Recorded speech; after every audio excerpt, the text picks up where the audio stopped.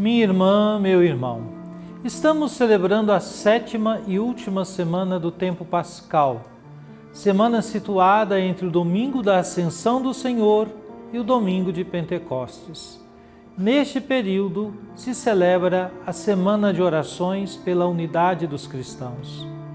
É preciso, para além de nosso empenho em favor da unidade do corpo de Cristo, que é a Igreja, colocarmos nas mãos do Senhor a obra da unidade dos cristãos, que supera nossos esforços. A unidade é um dom do Espírito Santo. Preparar a solenidade do Divino Espírito Santo deve ser um gesto de fé que sempre nos apela a assumir uma espiritualidade de comunhão, caminho para a superação de oposições que ferem a unidade dos discípulos de Jesus Cristo. Agora, supliquemos. Trindade Santa, Pai, Filho e Espírito Santo, vós vos revelastes Deus da Palavra, quisestes dialogar com a humanidade, de modo especial por Jesus, o Verbo encarnado. Queremos escutar, acolher e meditar vossa palavra. Derramai em nós o espírito de amor. Concedei-nos um coração que escuta, pondera, discerne e escolhe em conformidade com vossa santa vontade. Enchei-nos do ardor missionário para dar testemunho da luz, a verdadeira luz, Jesus Cristo, luz do mundo. Fazei de nós servidores do vosso reino e operários da fraternidade, e deixai a Senhora Auxiliadora nos acompanhar nos caminhos desta história, inspirando-nos o cuidado pela vida e a promoção da paz. Assim seja. Amém.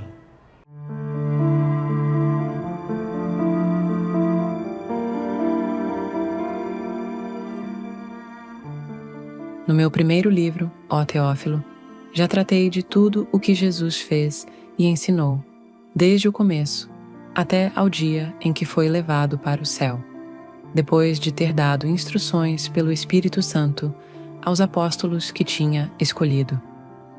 Foi a eles que Jesus se mostrou vivo depois da sua paixão, com numerosas provas. Durante 40 dias, apareceu-lhes falando do reino de Deus. Durante uma refeição, deu-lhes esta ordem: não vos afasteis de Jerusalém, mas esperai a realização da promessa do Pai, da qual vós me ouvistes falar. João batizou com água. Vós, porém, sereis batizados com o Espírito Santo, dentro de poucos dias. Então, os que estavam reunidos perguntaram a Jesus: Senhor, é agora que vais restaurar o reino em Israel? Jesus respondeu: não vos cabe saber os tempos e os momentos que o Pai determinou com a sua própria autoridade, mas recebereis o poder do Espírito Santo que descerá sobre vós, para serdes minhas testemunhas em Jerusalém, em toda a Judéia e na Samaria, e até os confins da terra. Depois de dizer isto, Jesus foi levado ao céu, à vista deles. Uma nuvem o encobriu, de forma que seus olhos não mais podiam vê-lo. Os apóstolos continuavam olhando para o céu, enquanto Jesus subia. Apareceram então 2 homens vestidos de branco, que lhes disseram: Homens da Galileia, por que ficais aqui, parados, olhando para o céu? Esse Jesus que vos foi levado para o céu, virá do mesmo modo como o vistes partir para o céu. Irmãos e irmãs, chegamos ao domingo da Ascensão do Senhor. O livro dos Atos dos Apóstolos, escrito por Lucas, é a continuação do seu evangelho e narra a expansão da Igreja desde Jerusalém até os confins da terra. No trecho de Atos dos Apóstolos, capítulo 1, versículos de 1 a 11, temos a introdução do livro, a promessa do Espírito Santo e a ascensão de Jesus. Lucas apresenta um relato teológico sobre a continuidade entre o ministério terreno de Jesus e a missão da Igreja, destacando a centralidade do Espírito Santo nesse processo. O texto começa com uma referência ao primeiro livro, isto é, o Evangelho de Lucas. A continuidade entre os dois livros revela a preocupação de Lucas em mostrar que a obra de Jesus não termina com sua morte e ressurreição, mas continua na vida da Igreja. O destinatário, Teófilo, provavelmente representa os cristãos gentios que se sentem parte da história da salvação. Nos versículos 3 a 5, Lucas menciona que Jesus permaneceu 40 dias após a ressurreição, instruindo os apóstolos sobre o reino de Deus. O número 40, frequentemente simbólico na Bíblia, remete à preparação e transformação, como os 40 anos no deserto. Aqui os discípulos são preparados para a missão futura. A promessa do Pai refere-se ao dom do Espírito Santo, fundamental para capacitar a Igreja na evangelização. O versículo 6 mostra a expectativa dos discípulos sobre a restauração de Israel. Ainda presos a uma visão nacionalista, não compreendem plenamente a dimensão universal da missão.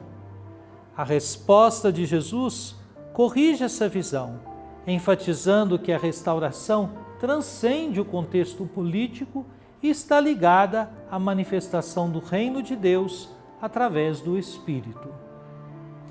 No versículo 8, temos o versículo-chave dos Atos dos Apóstolos. Recebereis a força do Espírito Santo e sereis minhas testemunhas. O poder do Espírito não é para domínio ou poder político, mas para testemunho.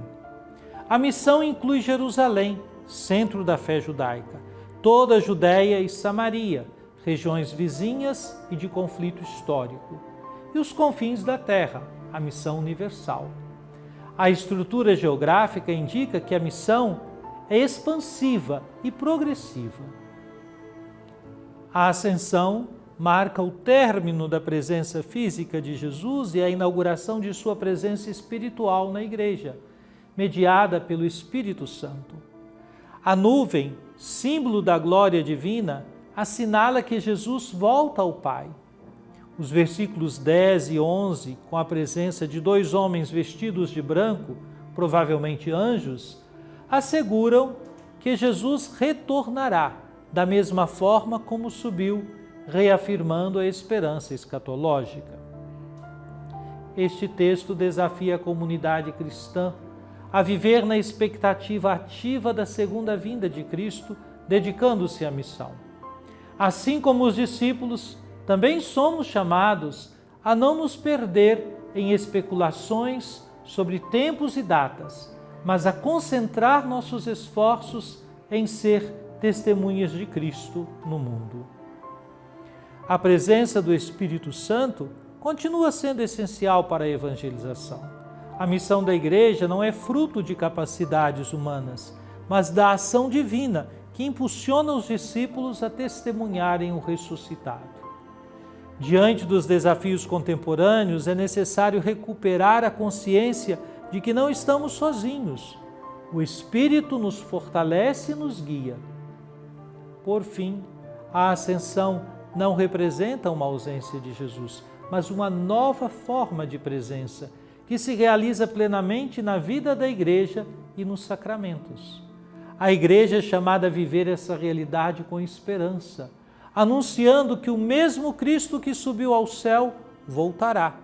E até lá, nossa missão é evangelizar com coragem e fidelidade.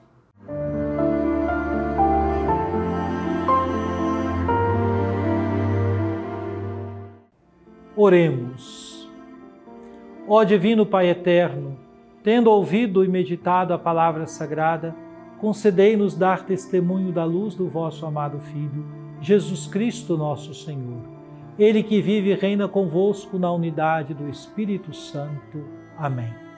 Venha sobre você, minha irmã, você, meu irmão, sobre sua família e sua comunidade, a bênção de Deus, Pai, Filho e Espírito Santo. Amém.